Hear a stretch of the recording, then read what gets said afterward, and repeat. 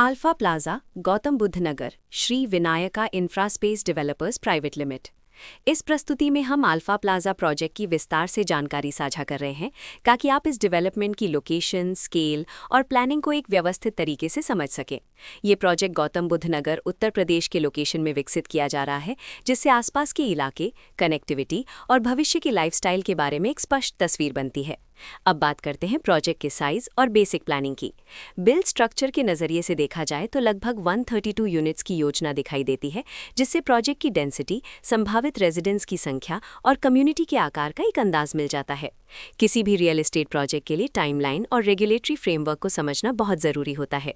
Alpha plaza के लिए launch date 10 जुलाई 2016 दी गई है, जो ये दिखाती है कि प्रोजेक्ट को मार्केट में कब इंट्रोड्यूस किया गया और डेवलपमेंट की औपचारिक शुरुआत किस टाइम से मानी जाती है।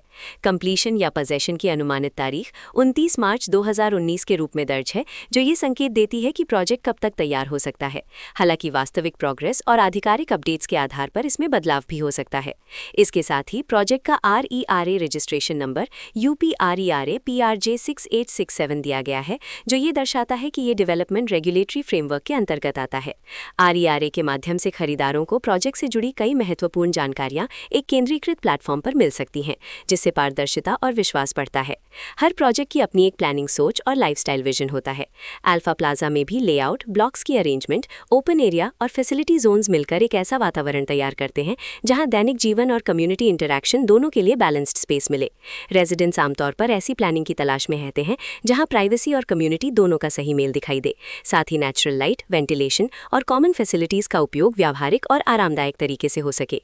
इन पहलुओं को ध्यान में रखकर अल्फा प्लाजा जैसे प्रोजेक्ट को समझना उपयोगी रहता है।